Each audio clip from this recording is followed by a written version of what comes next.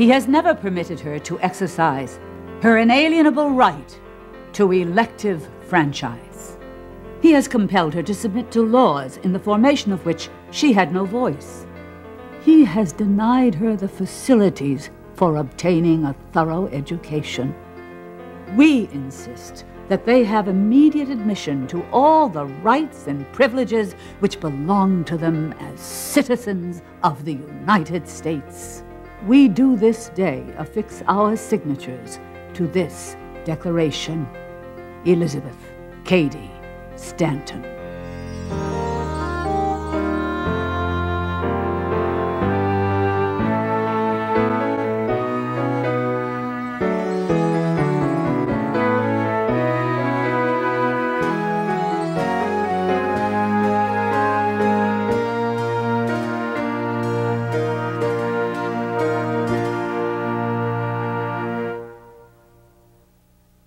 Hello, I'm Lynn Scher, and I'm here today to tell the story of an American Revolution, a revolution of courageous women, a story you are not likely to find in the history books.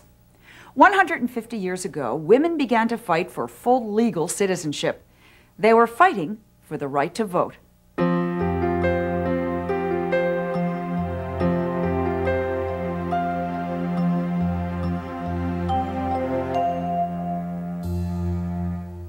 These women, Elizabeth Cady Stanton, Lucretia Mott, and Susan B. Anthony, are my heroes. More than 150 years ago, they had the foresight to understand that without certain rights, and specifically without the right to participate fully in our democracy as voting citizens, women would never take their rightful place in the country or in the world. And in case you believe this is very old news, that their cause belongs to another century, consider this. My mother was born without the right to vote. Thanks to these women, she and I and you and all of us now enjoy that privilege, and so will our children and their children. And we are here today so that nobody forgets how we got that right. That's what this statue is all about.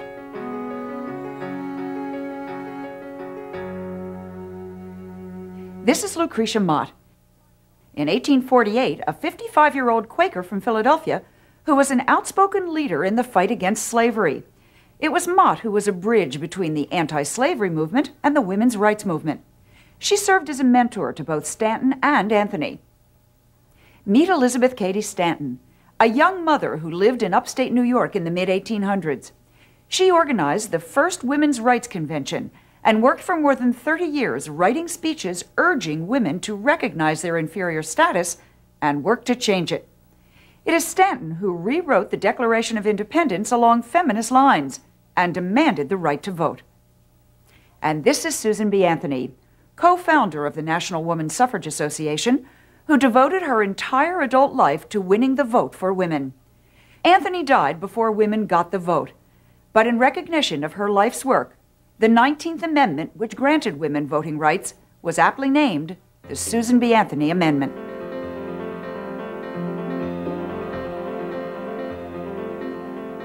The statue that celebrates this battle, the suffrage statue, has its own story to tell about equality for women. As fate would have it, the statue that immortalizes them also had to fight long and hard to take its place in American history. With its creator standing by, the feisty sculptor Adelaide Johnson, the statue was presented to Congress in 1921, the first statue of women by a woman dedicated to women's rights.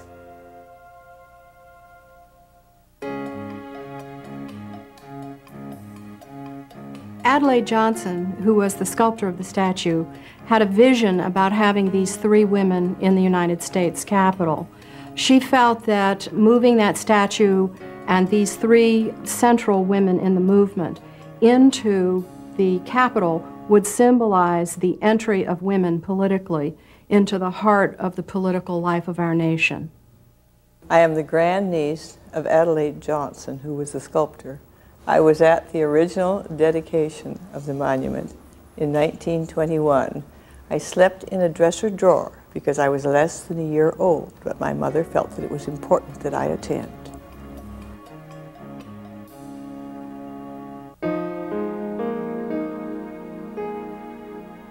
As historians, we know that the statue only stayed in the rotunda a matter of days, and shortly it was spirited away under cover of darkness to the crypt of the Capitol down in the basement. And there had been a very praiseworthy inscription that the women had put on the statue. It had been stenciled in gold, and very deliberately that was removed, and the names of the women were even turned to the back so that people who stumbled upon the statue by accident would not be able to read the names of the women. They didn't want the women's names on the statue. They didn't even call it the woman's statue, it's a portrait statue. And they called the inscription blasphemous, and they had it removed. I'd like to quote to you what they found so blasphemous. Women first denied a soul, then called mindless, now arisen, declare herself an entity to be reckoned. End quote. The difficult and circuitous journey these ladies have had from the crypt to the rotunda is in many ways emblematic of women's struggle for justice and equality throughout our history. For too long, women in this country had had to endure the myth of what or where a woman's place should be. According to the out-of-date stereotype, a woman's place should only be in the parlor, the kitchen, and I suppose the crypt. Since then, a lot has changed. Today, a woman's place is in the House, the Senate, and yes, in the rotunda. It took us 72 years to get the vote and 76 years to move the women from the basement of the Capitol to the living room of the Capitol. All the great revolutionary leaders of our country are here in the rotunda: Lincoln, King, Washington. But for too long, the great revolutionary leaders of the women's movement, the women that worked so hard to empower and enfranchise half of the citizens of this country with the vote, were kept in the basement. For years, a silent revolution stirred in Capitol Hill as women tried to have the statue of the women moved up to join the men in marble. There were several attempts over the years, but none were successful. Finally, as the 75th anniversary of women's suffrage approached, there seemed to be a chance. During the fall of 1992, while organizing the 75th anniversary task force, of which I was president, we added to our list, return the suffrage statue to the Capitol Rotunda. Little did we know what a huge undertaking that item would become. Just prior to the three-day celebration of the 75th anniversary, Senator Ted Stevens sponsored a unanimous resolution to return the statue. It was successful, and he opened the doors for us in Congress. So we had high hopes for this. The bill passed, was introduced one day, was passed the next day, and then when it went over to the House side, we had no indication that there was any opposition until a member over on the House side raised an objection about the $75,000 that was required to relocate the monument in September 1995.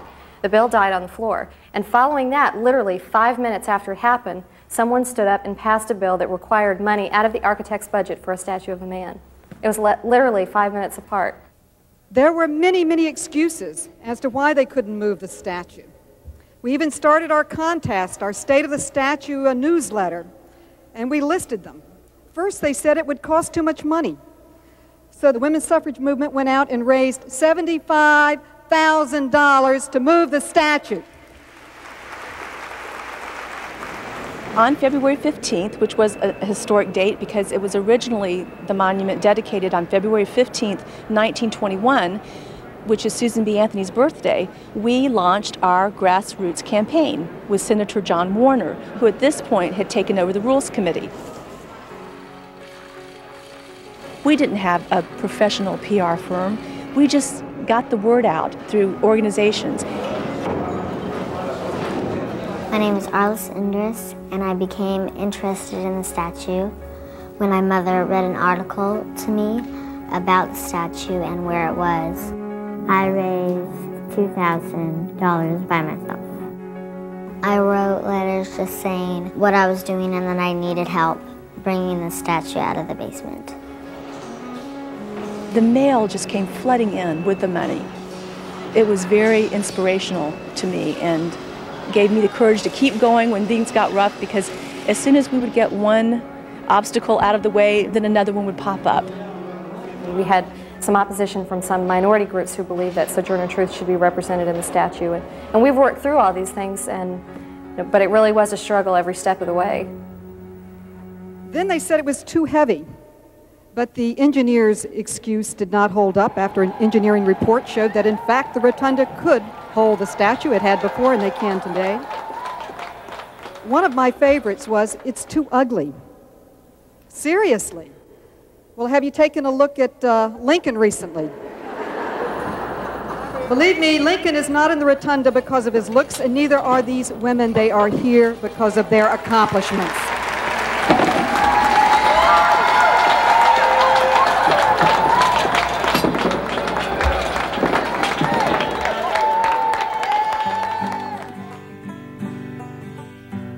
To appreciate fully this piece of American history, let's consider what life was like for an American woman born in the early 1800s. She could not own property, could not earn a living wage, and could not attend college. There were none for women. Any rights she did have were taken away by law once she entered marriage. It was based on an Anglo-American principle called coverture, which was that when a woman married, she ceased to exist before the law. And this meant that women couldn't contract. They couldn't contract for property, but they couldn't contract for their wages. Once a woman was married, she had no legal right to claim the wages that she earned. She had no legal right over the children that were her children in cases of divorce. What these women, along with the others who joined them, proposed were ideas that challenged the social and legal structure of the day. Elizabeth Cady Stanton was married at that point and lived in Seneca Falls, which is upstate New York. And nearby were some of Lucretia Mott's relations, so she used to come up there and visit. And they were all sitting around the tea table over in Waterloo, talking about how they were cooped up and were dissatisfied with this and that, and they decided right on the spot they were going to have a convention. And in 10 days they had a convention, and they didn't have the key to the place. They had to boost one of the boys in to open up the chapel there so that they could have the convention. It was Stanton who seized on the idea of rewriting the Declaration of Independence, adding a declaration of sentiments. All men and women are created equal. Seneca Falls Declaration also addresses other things. It addresses women being kept out of higher institutions and out of the professions. And this speaks to people like Elizabeth Cady Stanton, middle-class people who were eager to be, in the language of the Seneca Falls Declaration, teachers of theology and medicine and law, unable to be ministers in churches. The response to the convention at Seneca Falls, New York, that summer day in 1848, was so great, not everyone could fit into the Wesleyan Chapel. Some 300 people attended, 47 of them men. At the meeting, Lucretia Mott led the debate. Stanton read the Declaration of Sentiments. All the resolutions passed unanimously except for number 9, the one demanding woman suffrage, the right to vote. Only after Frederick Douglass, an escaped slave and fiery orator, and Stanton argued that it was the right by which all others can be secured, was this most revolutionary resolution passed. Douglass was the only man who signed the demand for the vote. The final declaration was signed by 68 women and 32 men. 3 years later, Susan B. Anthony joined forces with Stanton and Mott, taking to the lecture circuit to promote the cause. Stanton, who had 7 children to raise, stayed home and at first wrote the speeches that Anthony would deliver. As Stanton put it, I loaded the gun and Susan fired it. She'd come to Elizabeth Cady Stanton and say, you've got to write a speech for me for next week at such and such a convention. And I'll take care of the kids and I'll stir up the cake, but you've got to sit down and write. At the same time that Stanton, Anthony, and Mott were fighting for women's right to vote, Sojourner Truth, a very powerful black woman orator, was very active in that period and traveled throughout the country speaking on behalf of women's rights. Later in the 19th century and then early in the 20th century, there were a number of black women who were active in supporting women's right to vote, such as Mary Church Terrell, Ida B. Wells, Nannie Helen Burroughs. They often wrote in black magazines and spoke to black women's groups about empowering black women through the vote. The writing and the speaking would take several generations, years of conventions, petitions, meetings, lectures. In the process, the Civil War tore the country apart. After fighting for the end of slavery, these women expected equality for not just black men, but for all black and white women, too.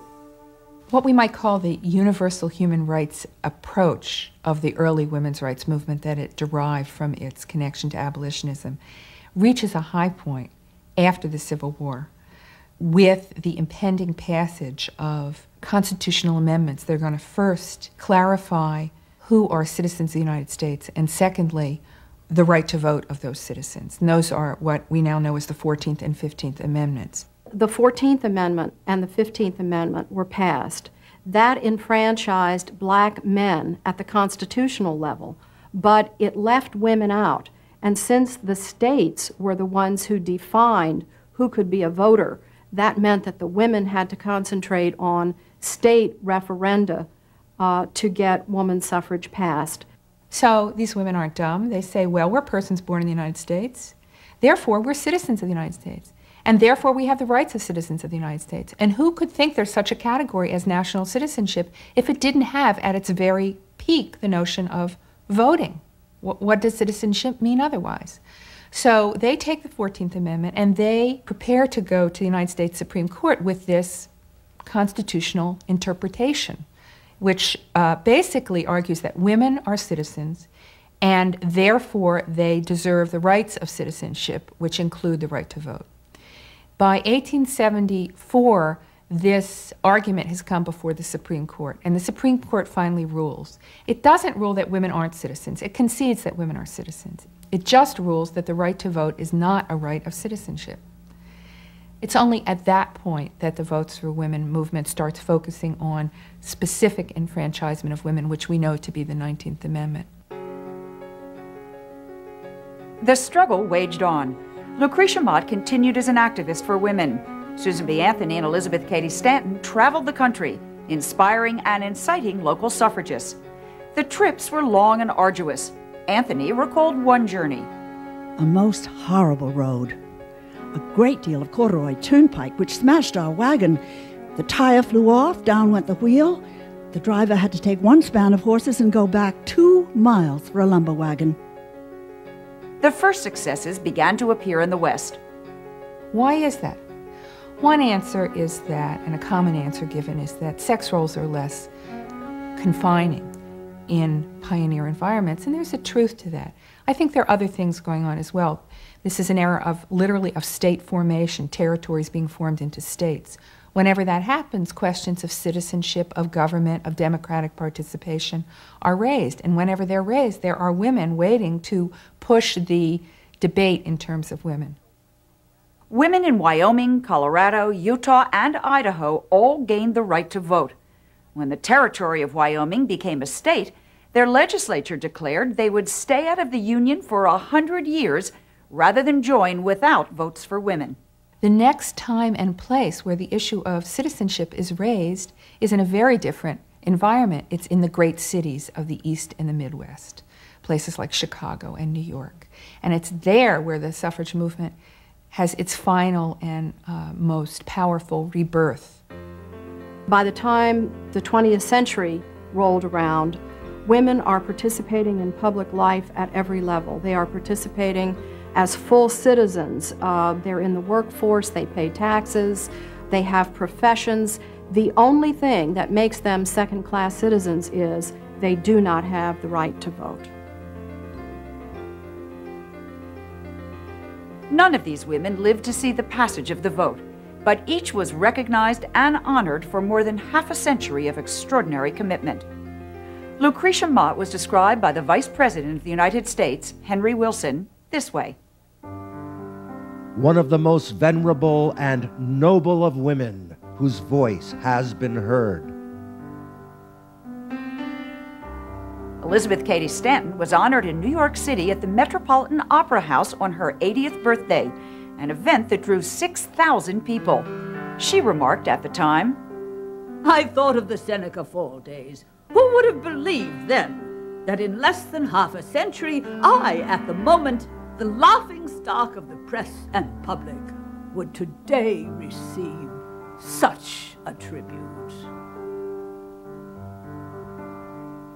And in 1906, at Susan B. Anthony's 86th birthday celebration, she inspired the final drive to victory with her last public statement. She told the women she had led so valiantly, "Failure is impossible." Impatient energy marked the next 20 years. This generation in American women's history were more aggressive and more revolutionary in their tactics. They were the first to introduce marches, pickets, and, daringly, a protest outside the White House, all by women. Never before in America had anyone picketed the White House or marched down New York's Fifth Avenue. But Alice Paul and her National Woman's Party introduced this technique, and it's been used ever since. Carrie Chapman Catt, an Iowan who'd learned her lessons well from Anthony and Stanton, led the National American Woman Suffrage Association. And Elizabeth Cady Stanton's daughter, Harriet Stanton Blatch, followed in her mother's footsteps, but instead of writing speeches, began using the tactic of public protest marches. It all came together on August 26, 1920. 72 years after the first Women's Rights Convention at Seneca Falls, New York, the women of America had the vote. Roxy Hand, a 100-year-old Connecticut woman, was one of the first women to vote in this country back in the election of 1920, several months after the passage of the 19th Amendment. She was 23 years old. My name is Roxy Hand, and I voted in 1920 when the voting went through for women, and it was a great, exciting time. My grandmother and my mother and I all went together to vote, and all the ladies there that came were as excited as we were. And I remember the different ladies talking about how to vote, who to vote for, and so on. We had a good time and went and had some coffee and cake afterwards. But the event was a great time for everybody. When the statue was dedicated in February of 1921, Speaker of the House Frederick H. Gillette, accepting the statue on behalf of the Congress, said it was, quote, symbolic of a change of tremendous significance which has just occurred, the admission of women into our electorate as equal partners in the great business of government, unquote. I don't know how you feel, but I feel very deeply moved when I stop to think it took 76 years. The vote for women coming in 1920. And the next year, in 1921, the vision of the National Woman's Party to commission this statue, carved in Italy, shipped across by an ocean liner, arriving here in the United States Congress, only to be resting in the rotunda for a single day and then relegated to the basement.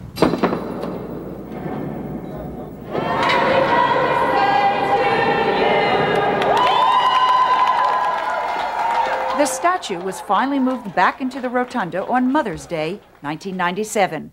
On June 26th, it was officially rededicated. Susan B. Anthony, Lucretia Mott, Elizabeth Cady Stanton, welcome home.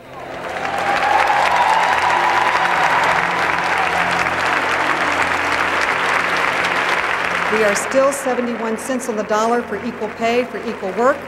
There is much more that needs to be done, and many people in this country and members of Congress will be inspired as we look at the mound of hope from this statue of what we need to accomplish for women in this country.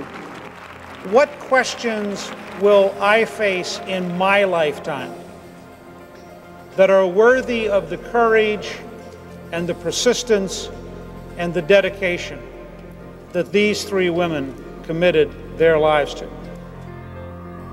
Women need to see themselves as actors and participants in American history. I think there's a very crucial connection between having your history visible in the past and empowering yourself in the future. It means a great deal, and I'm sure that, well, to all women, I think, that to come into that beautiful big room and see these three women along with all the famous men around the edges of the room, it should mean a lot to them, even if it doesn't.